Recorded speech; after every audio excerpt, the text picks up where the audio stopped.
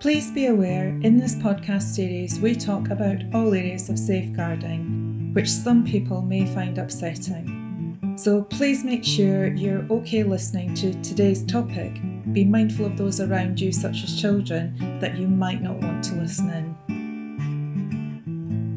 Hi, I'm SSS Safeguarding Director Sam Preston. And I'm former head teacher and content author Sara Spinks. Hello, welcome back to today's podcast. We're focusing on a critical issue in education that often flies under the radar: managed moves. So, Sarah, what are managed moves? Well, managed moves are an alternative to permanent exclusion, really, but they're not getting the attention they deserve, really. In what way? I mean, I know it seems like the focus is always on permanent exclusions, but can managed moves have just as significant an impact on pupils' lives? Yeah, definitely. A recent joint report by the Education Policy Institute and other educational bodies, sheds light on this issue, and it's revealing some quite concerning findings, actually. So for the benefit of listeners, let's just be very clear. What exactly are managed moves? So managed moves are agreements that are negotiated between school authorities, parents and students to transfer a student to a new educational setting, sort of offering them a fresh start. So that sounds really promising. What's the problem?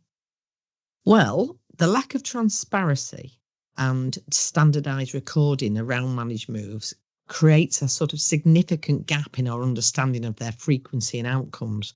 Schools aren't required to document the reasons for these pupil departures, so it makes it really difficult to assess the impact of managed moves on their lives. Yeah, well, that does sound like a challenge. So what did the report find? Well, the report reveals some concerning statistics. Annually, over 30,000 secondary school students transfer schools, with approximately 5,000 of those being managed moves recorded. And this suggests potential systemic issues or challenges in meeting student needs within their current educational environment. Wow, those numbers are significant. And I'm guessing that the lack of data on the rationale behind the reason for moves, that could potentially mean that systemic causes are not being identified. Therefore, there's not really any room for change or progress. Yes, yeah, definitely. Gosh, so what else did the report uncover? Well, inconsistencies in data collection mean that reported figures might underestimate the true extent of student mobility. Additionally, there are substantial disparities in how managed moves are managed by local authorities, potentially exacerbating inequalities in educational support and opportunities for vulnerable students. That's really troubling. So what are the concerns and consequences of managed moves then, Sarah? Well, despite being touted as a means to improve well-being and educational outcomes, managed moves often lead to exclusion from mainstream education. So many moves fail to secure stable placements, which leading to subsequent exclusions or transfers to alternative provisions. So vulnerable students and their families often have little control over these decisions, which can have long-lasting consequences.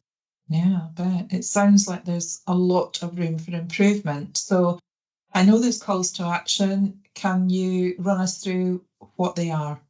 Well, the report highlights the urgent need for better data collection and oversight mechanisms, at both local and national levels. Recommendations include establishing a sort of central data reporting system to track pupils' exits and reasons for departure, as well as measures to ensure accountability and safeguarding. Yeah, that sounds like a step in the right direction. I mean, this strikes me as a major safeguarding issue. Well, yeah, it is. I mean, the neglect of students undergoing managed moves represents a significant safeguarding failure, demanding an immediate government intervention, really. Enhanced legislation and oversight are imperative, I think, really, to address the disparities and protect the rights of vulnerable students. Yeah, well, it's definitely something government office needs to address. perhaps through, extensive amendments to KCSIA that are planned for 2025. But, we're in the throes of a general election at the time of recording. So everything's up in the air, but definitely there really needs to be better statistical analysis of what's happening here so that we can really drill down into this and make sure these young people are safe and really given the best opportunities that we possibly can. Yeah. So we'll be keeping an eye on this, and I'm sure we'll be returning to this topic in the future.